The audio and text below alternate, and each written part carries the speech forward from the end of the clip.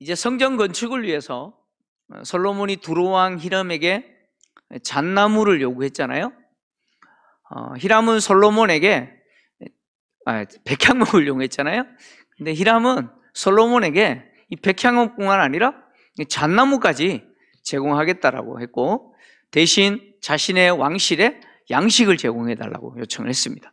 그래서 솔로몬은 두로왕 히람에게 백향목과 잣나무를 제공받고, 또 두로왕 히람은 왕실의 양식이잖아요. 그 양식을 솔로몬을 통해서 이 공급받는 것으로 이제 서로 평화조약을 맺습니다. 이렇게 해서 솔로몬은 하나님의 성전을 건축하는 일에 필요한 재료들을 수급하는데 평화롭게 해결을 했습니다. 이렇게 이 재료를 수급하는 이 모든 계획이 마무리되자 이제 솔로몬이 역군을 일으키죠. 이스라엘 전역에 대해서 역군을 불러일으킵니다. 불러일으키다라고 하는 이 말이 무슨 의미냐면 스스로 지원하다, 자원에서 지원하다, 그런 이야기가 아니에요. 불러일으키다라고 하는 이 말은 강제로 징집하다, 그런 뜻입니다. 강제 징집이에요. 국가가 어떤 국책 사업으로 참 힘든 어떤 노동을 하는 데 있어서 백성들을 강제 징집한다라고 하는 것은 일반 백성들의 입장에서는 별로 환영할 만한 일이 아니죠. 여러분 그렇잖아요, 그죠? 네. 그럼에도 불구하고 여러분 고대 시대는 이런 일이 흔했습니다. 국가가 거대한 어떤 국가적인 국책 사업을 위해서 일반 백성들을 강제 노동자들로 징집하는 경우들이 흔히 있었습니다. 이스라엘의 경우도 강제 징집하는 일이 있었죠. 언제 강제 징집당합니까? 전쟁이 나면 강제 징집당합니다. 전쟁이 나면 뭘 불게 했습니까? 전쟁 나팔을 불잖아요, 그죠?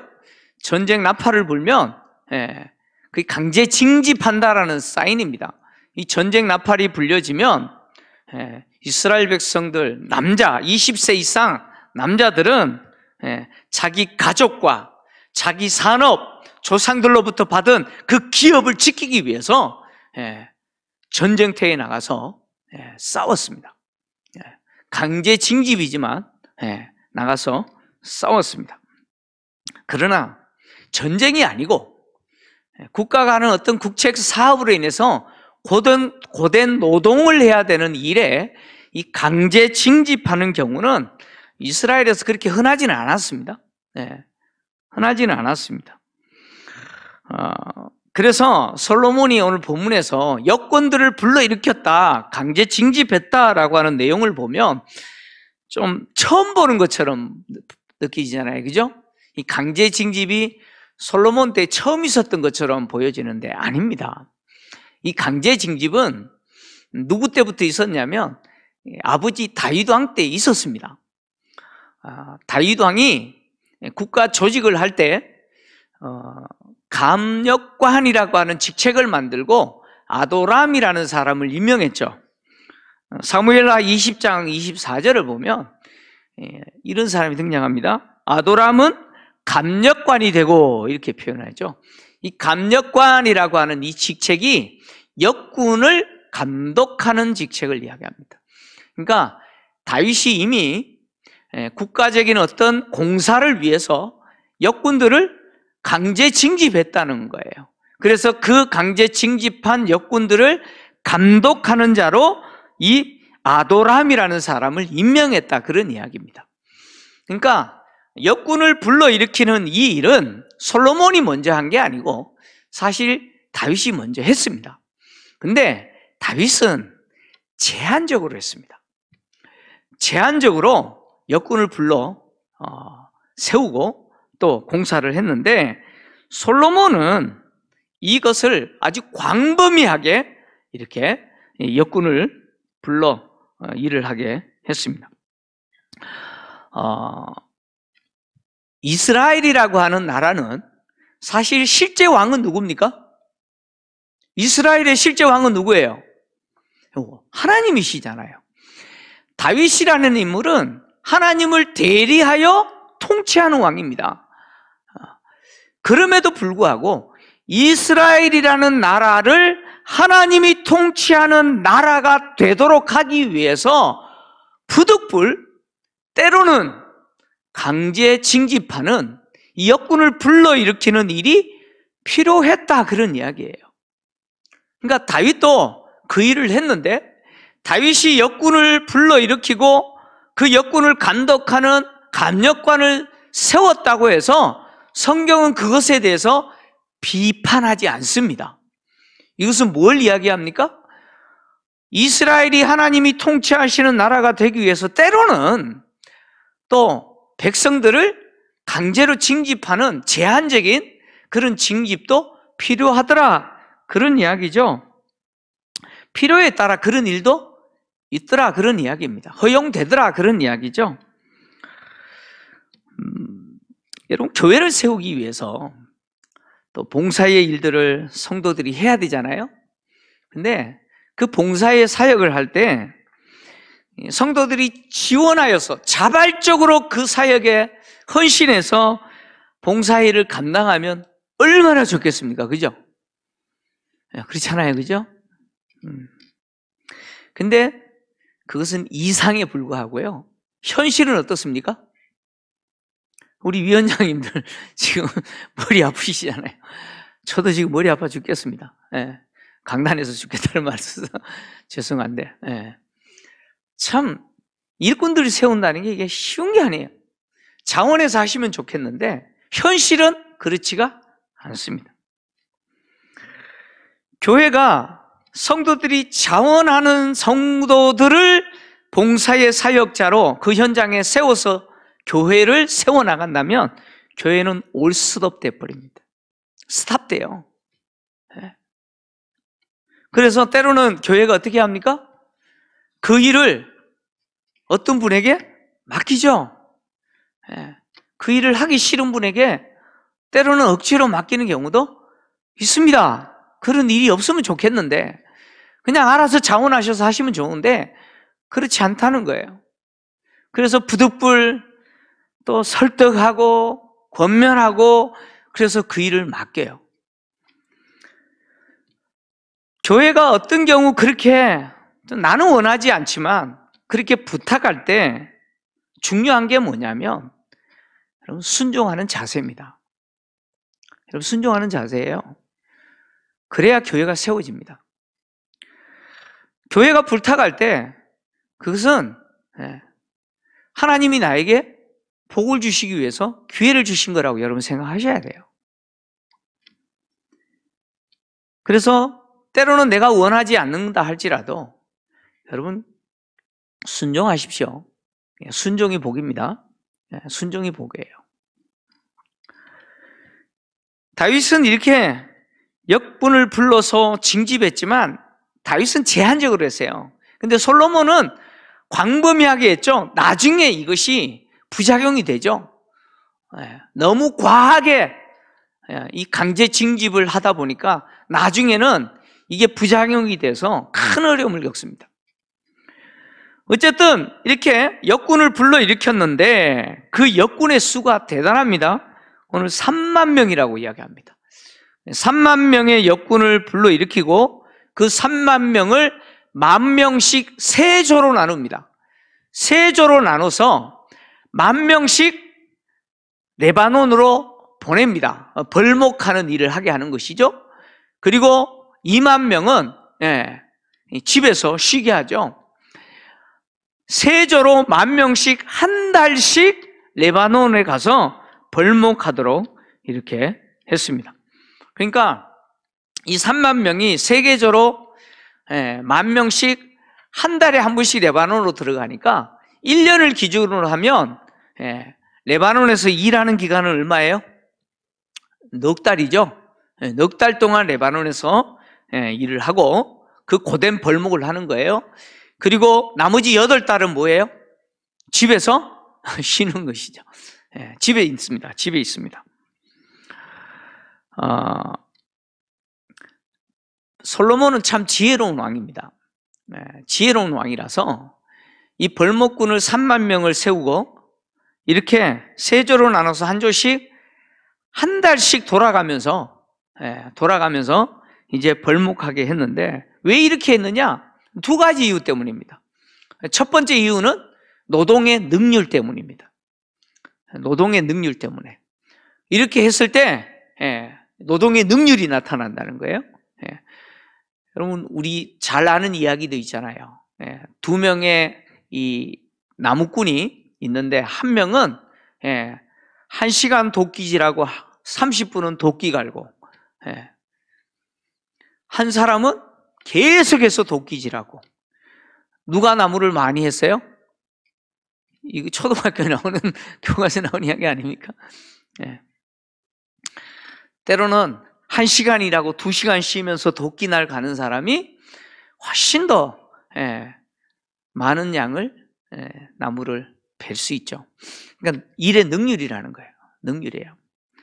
그 다음에 또 한 가지 이유는 뭐냐면, 이 역군들이 한 달은 레바논에서 일하지만 2달 동안은 집에 있어요. 집에서 뭐 할까요? 집에서 뭐 해요? 물론 재충전도 하지만 집에 필요한 일을 하는 거예요. 집을 세우는데 해야 될 그 역할을 하는 것이죠. 그래서 솔로몬은 이렇게 하도록 한 것이죠. 여러분, 사람은 기계가 아니잖아요. 여러분, 사람은 기계가 아닙니다.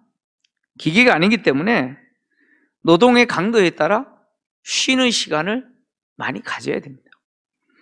재충전 없는 노동은 혹사입니다. 혹사. 몸 다 망가져요. 다 망가집니다. 우리나라 사람이 좋아하는 게 돈 내기죠. 일제강점기 때 일본 사람들이 우리나라 사람 기지를 보면서 만들어낸 거 아닙니까?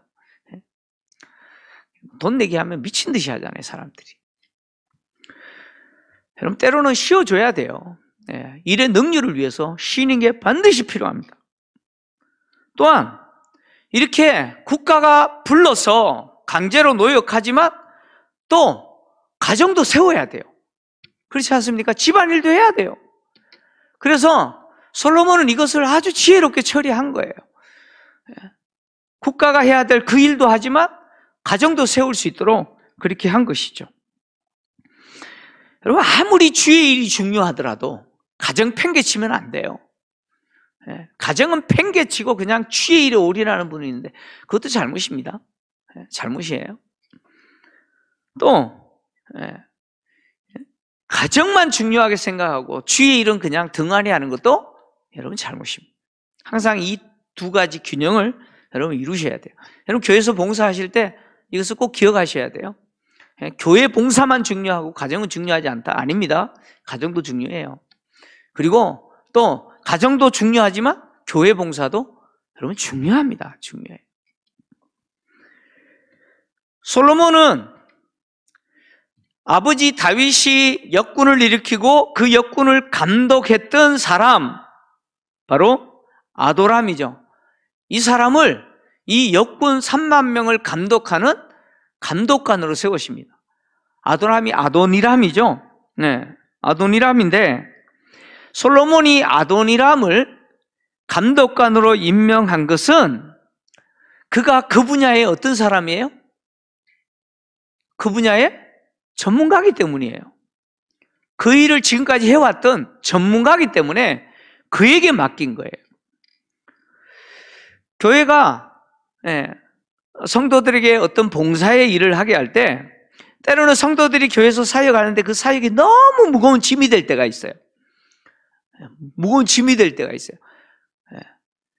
무거운 짐이 왜 짐이 되느냐? 너무 많은 일을 해서 짐이 될 때도 있지만 대체적으로 보면 내가 그 분야의 지식도 없고 그 분야에 대한 은사도 없는데 그거 하라고 교회가 부탁했기 때문에 그것이 짐이 되는 거예요. 여러분, 그렇잖아요. 찬양대 지휘 한 번도 안 해본 사람한테 찬양대 좀 지휘 좀 해달라고 부탁하면 그럼 그게 짐일까요, 안 짐일까요? 그분 그날부터 잠 못 자겠죠, 그죠? 아니, 그렇잖아요. 나는 다른 사람 앞에서 이렇게 말하고 이런 게 너무 쑥스러워서 잘 못하는데 막 교사하라고 그래가지고 애들 앞에서 어떻게 이거 말, 그게 무거운 짐이 되는 거예요.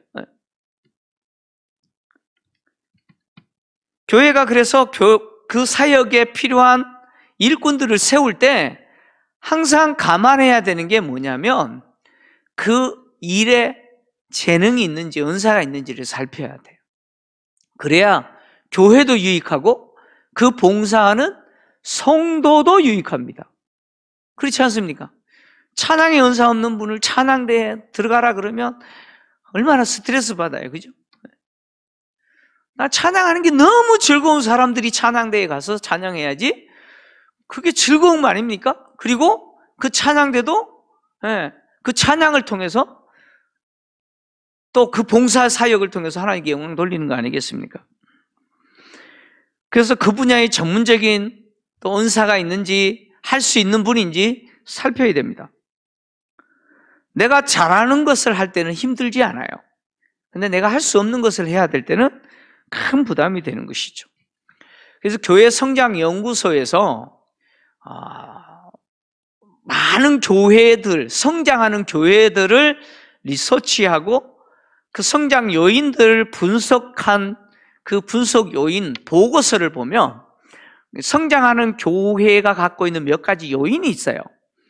뭐 역동적인 예배 뭐 이런 요인들이 있어요. 그 교회 가면 예배가 그냥 막 역동적이에요.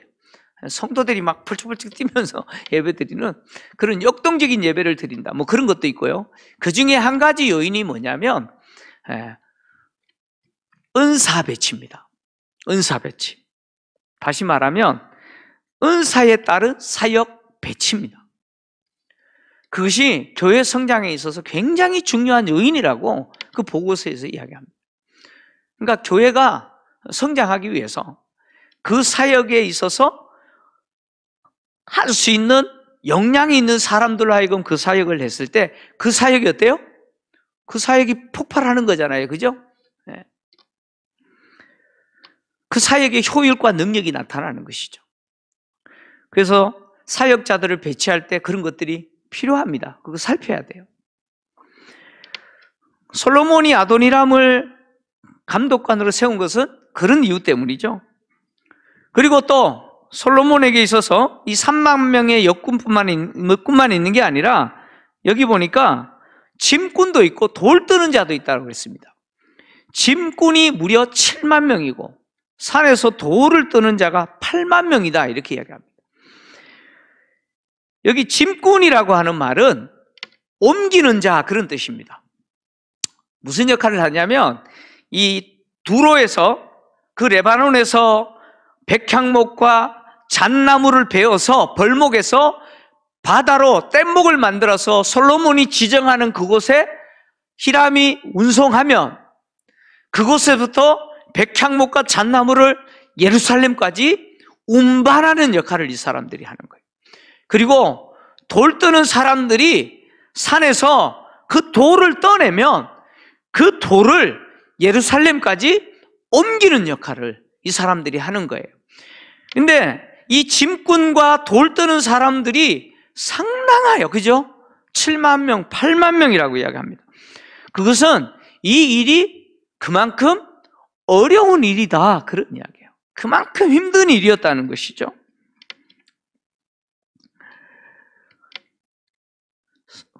성전을 짓는 데 있어서 한 사람의 노력으로 되는 게 아니죠. 이렇게 각자의 역할을 하는 다양한 사람들의 그 손이 하나가 되어서 성전이 지어져 가는 것이죠. 교회도 마찬가지예요. 여러분, 성전된 교회도요, 한 사람에 의해서 지어지지 않습니다. 성경은 교회가 그리스도의 몸이기 때문에 모든 성도들이 그리스도의 몸으로서 각자의 역할, 하나님이 그에게 주신 그 위치에서 봉사의 사역을 통해서 그 은사에 맞는 봉사의 사역을 통해서 교회가 세워진다라고 이야기하죠. 교회는 건물이 아니죠. 지도에는 교회 그러면 건물이 나오지만 교회는 건물이 아닙니다. 교회는 조직도 아니고요, 구조도 아닙니다. 교회는 성도된 성도들의 공동체입니다. 그러니까 교회는 사람 공동체예요. 여러분들이 교회예요. 교회예요. 그러니까 교회에서 가장 중요한 대상이 사람이죠. 건물도 아니고요, 시스템도 조직도 아니에요. 사람입니다. 그럼에도 불구하고 그리스도의 몸으로서 교회가 세워지기 위해서 조직이 필요한 것이죠. 그래서 주님이 교회를 세우시고 그 교회를 건강하게 세우는 자로 조직을 두셨죠. 사도와 선지자와 복음 전하는 자와 목사를 세우시잖아요. 교회 안에 집사를 세우시잖아요. 이런 조직을 주님이 두시는 것이죠. 그래서 교회를 세우는데 그분들의 역할을 통해서 교회가 세워지도록 그렇게 하신 것이죠. 여러분, 교회를 세우는 데 있어서 나는 중요하지 않다 생각하시면 안 돼요. 교회가 세워지는 데 있어서 나는 정말 중요한 사람이라는 것을 여러분은 아셔야 돼요. 간혹 이런 생각하시는 분이 있어요. 아니, 저 사람은 왜 우리 교회에 왔어? 이런 분도 있죠, 그죠? 아니, 저분이 왜 우리 교회에 있어? 저분은 우리 교회에서 좀 나갔으면 좋겠어. 뭐 이런 생각하는 경우가 있어요. 여러분, 큰 잘못이에요. 여러분, 교회를 이루고 있는 모든 성도는 다 필요한 분들이죠. 그분이 교회를 이루고 있는 거예요. 그래서 교회된 성도님들은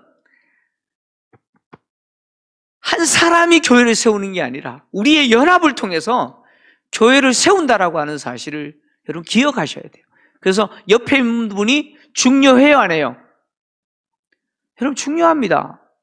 여러분, 건물에 있어서 벽돌은요, 하나만 빠져버리면 무너지는 거예요. 그래서 옆에 있는 분을 귀하게 여기셔야 돼요. 귀하게 여기셔야 돼요. 한번 옆에 분 한번 보십시오. 한번 이렇게 이야기합시다. 당신은 정말 귀하신 분입니다. 여러분, 한 분 한 분이 얼마나 귀한지 몰라요. 우리 중에는 없어도 될 사람 아무도 없어요. 다시 말씀드립니다. 우리 중에는 없어도 될 사람 아무도 없어요. 다 중요합니다. 다 중요해요. 그래서 교회는 공동체로 세워지는 거예요. 솔로몬은 계속해서 성전의 기초를 놓기 위해서 크고 귀한 돌을 다듬어서 성전의 기초를 놓으라고 이야기를 하죠. 성전의 기초가 돼야 될 돌은 세 가지 조건이 있죠. 첫째는 뭡니까? 커야 돼요. 그죠? 큰 돌이어야 됩니다. 그 다음에 둘째는요, 귀한 돌이어야 됩니다. 흔한 돌이 아니에요. 아주 귀한 돌이어야 돼요. 그리고 그것을 어떻게 해요? 아름답게 다듬어야 돼요. 그러니까 하나님의 이름을 두는 그 거룩한, 그 영광스러운 성전의 기초가 되는 돌은 보석과 같은 돌이어야 된다는 거예요. 그래서 크고 귀하고 아름답게 다듬어서 기초를 놓으라는 거예요. 실제로 이렇게 해서 성전 기초가 된 돌의 규모를 보면, 열왕기상 이제 7장에 가면 그 내용이 있는데 7장 10절을 보면요, 성전 기초석의 규모가 이렇다고 이야기합니다. 같이 한번 읽어볼까요? 시작. 그 초석은 귀하고 큰 돌, 곧 10규빗 되는 돌과 8규빗 되는 돌이라 라고 했습니다. 10규빗은 얼마일까요? 한 규빗이 대략 한 45cm 정도 돼요. 그러니까 10규빗이니까 4m 50 정도 되는 돌이에요. 얼마 된다고요? 4m 50. 그리고 8규빗이라고 그랬어요.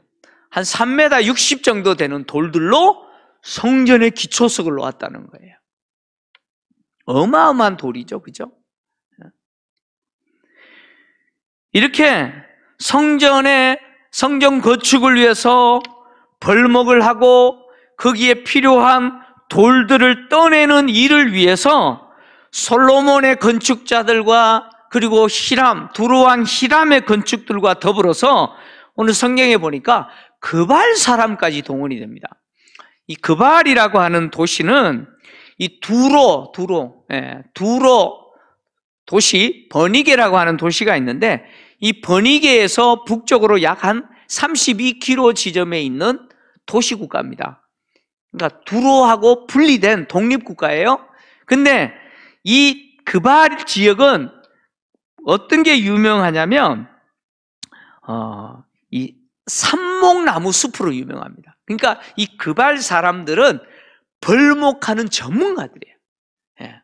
그러니까 이 사람들이 두로 왕 히람의 기술자들과 더불어서 하나님의 성전을 짓기 위해서 어떻게 했다는 거예요? 참여했다, 그런 이야기입니다. 그래서 이들이 벌목을 하고 산에서 돌을 떠는 그런 일들을 감당한 것이죠. 하나님은 당신의 이름을 두시는 성전을 짓기 위해서 솔로몬을 세우시고 그에게 지혜를 주셨죠. 그래서 평화롭게 성전을 짓게 만드시죠. 그리고 이 일에 필요한 일꾼들을 동원하고 뿐만 아니라 이 일을 위해서 두로 사람들, 그발 사람들까지 동원하는 일에 외교적 수완을 통해서 해결하고, 그리고 이 성전 짓는 재료의 외교적인 수완을 통해서 그 재료를 수급하고, 뿐만 아니라 역군들을 불러일으키고 그들로 하여금 그 일을 할 수 있도록 조직을 짜고, 그리고 시스템을 만들고, 그래서 그 일이 원활하게 진행될 수 있도록 완벽하게 준비를 했습니다. 그래서 그 일을 맡은 자들이 산에서 벌목을 하고 돌을 떠내는 일들을 하기 시작한 것이죠. 성전이 건축되기 위해서 필요한 재료들과 일꾼들이 준비가 되고, 그리고 그 모든 과정에서 하나님이 솔로몬에게 지혜를 주시고 평화롭게 처리한 이 모습은 오늘 이 시대, 신약시대 성전된 교회 공동체를 세우는 데 있어서도 매우 중요한 본보기가 됩니다. 바울은 그리스도의 몸으로서 교회된 성전된 교회의 기초가 뭐냐? 예수 그리스도라고 이야기합니다. 고린도전서 3장 10절에서 11절인데 같이 읽겠습니다. 같이 읽습니다. 시작. 내게 주신 하나님의 은혜를 따라 내가 지혜로운 건축자와 같이 터를 닦아두매 다른 이가 그 위에 세우나 그러나 각각 어떻게 그 위에 세울까를 조심할지니라. 이 닦아둔 것 외에 능히 다른 터를 닦아둘 자가 없으니 이 터는 곧 예수 그리스도라. 아멘. 예수님이 터라는 거예요. 기초시석이라는 거죠. 바울과 사도들은 예수님을 기초석으로 하여서 그 위에 교회라고 하는 공동체를 세우는 건축자의 역할을 했다는 거예요. 특히 바울은 이 기초를 닦는데, 예수 그리스도라고 하는 이 기초를 닦는데 헌신했다는 것이죠. 바울이 말하고 있는 예수를 기초로 하여 건축자가 되어서 교회를 세우는 일에 내가 헌신했다, 사도들이 그렇게 헌신했다라고 하는 것은 바로 예수 그리스도에 관한 바른 진리의 복음을 통해서 교회 공동체를 예수 그리스도 위에 세웠다, 그런 이야기죠. 주는 그리스도시요 살아계신 하나님의 아들이십니다라고 고백하는 베드로의 고백을 들으시고 기뻐하시면서 이 반석 위에 교회를 세우겠다고 약속하셨죠. 마태복음 16장 16절에서 18절인데 같이 읽겠습니다. 시작. 시몬 베드로가 대답하여 이르시되 주는 그리스도시요 살아계신 하나님의 아들이시니이다. 예수께서 대답하여 이르시되 바요나 시몬아 내가 복이 있도다. 이를 내게 알게 한 이는 혈육이 아니요 하늘에 계신 내 아버지시니라. 또 내가 내게 이르노니 너는 베드로라. 내가 이 반석 위에 내 교회를 세우리니 음부의 권세가 이기지 못하리라. 아멘. 종교개혁자들은 이 반석, 주님이 내 교회를 세우겠다라고 말씀하셨던 그 반석은 바로 베드로의 신앙 고백이라고 이야기를 합니다. 주는 그리스도시요 살아계신 하나님의 아들이십니다 라고 하는 이 바른 신앙 고백 위에 교회가 세워졌다는 거예요. 성전된 교회 공동체는 예수님을 기초석으로 하여 바른 복음의 진리인 신앙 고백이 고백되는 그 위에 세워진 공동체죠. 그래서 교회는 항상 이 바른 신앙 고백이 있어야죠. 그리고 예수 그리스도를 기초석으로 한다는 것은 그 교회의 주인은 누구세요? 예수라는 것이죠. 예수님이 교회의 주인이시라는 거예요. 그리고 그 교회가 드러내야 될 분이 누구예요? 예수라는 거예요. 그리고 그 교회가 가르치고 선포해야 될 분이 누구라는 거예요? 예수라는 거예요. 그래서 교회 공동체는 예수를 주로 고백하는 공동체일 뿐만 아니라 예수에 관한 바른 복음의 진리가 선포되어지고 가르쳐지고 배우는 공동체가 교회 공동체입니다. 그래서 교회에서 딴소리 하면 안 돼. 교회는 항상 예수.